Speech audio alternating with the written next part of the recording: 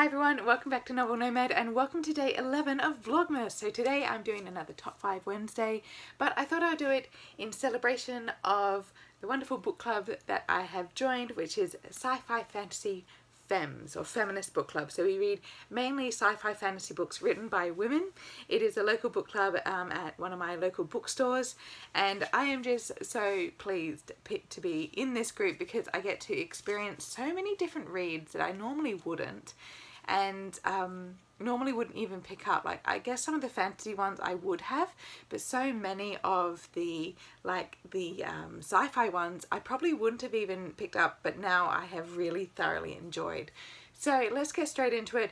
Now, I was going to just do the top 5 for 2019, but then I had to give an honourable mention to some of my favourites of 2018 because we have been doing it for a little bit longer.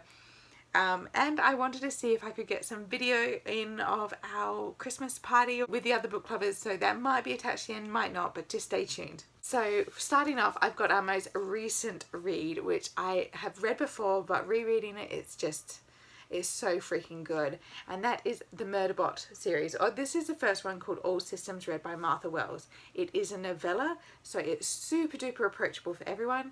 You've got Murderbot, who is a gender neutral robot who has been detailed to security duty, but in the past, because of a malfunction in a chip system, they ended up mass murdering huge numbers of people. So Murderbot calls itself Murderbot. It's not its official name, but it manages to not really sink well into human society. It doesn't quite understand humans, so much prefers human soap opera though, because that's much better and very addictive.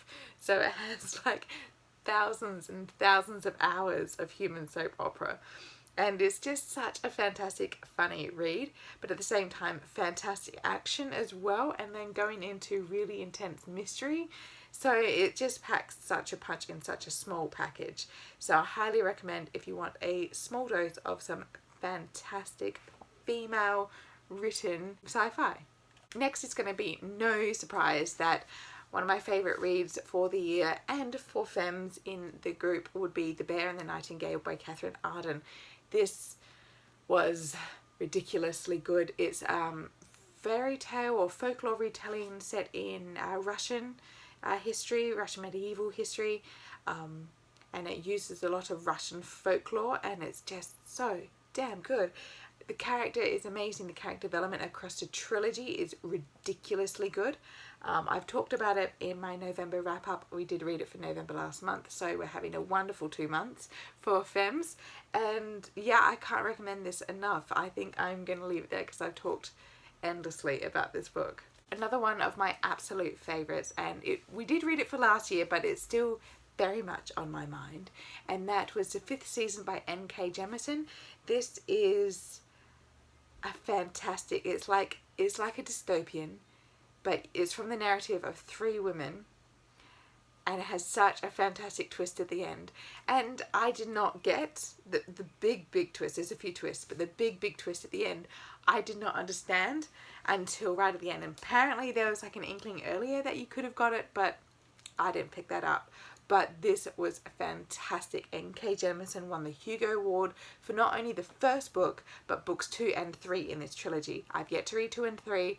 I think I'm just waiting for a time when I can just reread this one and then binge the other 2 all in one and just be blown away by how amazing it is. It's kind of also Afrofuturism as well. So I'm really excited to be reading part of a sci-fi dystopian series that focuses on people of colour, especially in dystopian futures. And what I also love is it's a female characters that you follow, and they all have very unique voices, and it's just fantastic. So good. So if you really want to have a fantastic dystopian challenge, try this series. So next, going back into our retellings, I have Spinning Silver by Naomi Novik. I did talk about this one last year. It's a book we read for last year, and it's a book I loved reading last year. It's just such a beautiful story. It's about set in, it's also medieval Russia again, sort of more fantasy-esque. It's following a main character who is Jewish, and it's kind of the retelling of the story of Rumpelstiltskin, and it's brilliant. It is so ridiculously good. This story blew me away, and also the fact that whilst I really loved Uprooted, which was more of a Beauty and the Beast kind of story, this focused on the women's story and also women's friendship and strength and resilience. That it's a completely different book done in the same styles, which is stunning. Okay, and lastly, another one that I loved and had been introduced to because of this amazing book club is The Captive Prince by C.S. Pacat. This is stunning, this trilogy. It is featured more in like romance, but it is in a fantasy world where a prince, he has been basically abducted by his older brother, who has then sent him to their warring country to be a slave. And no one knows that he's a prince, so he has to keep under wraps the fact that he is royalty from their enemy kingdom, else he will be killed immediately or made like a public spectacle of his execution. But then he also has to go through the complete humiliation of being a slave, and just looking into this kind of slave culture and how inherently wrong it is, and how different elements of relationships and abusive relationships can inherently be slavery to an extent.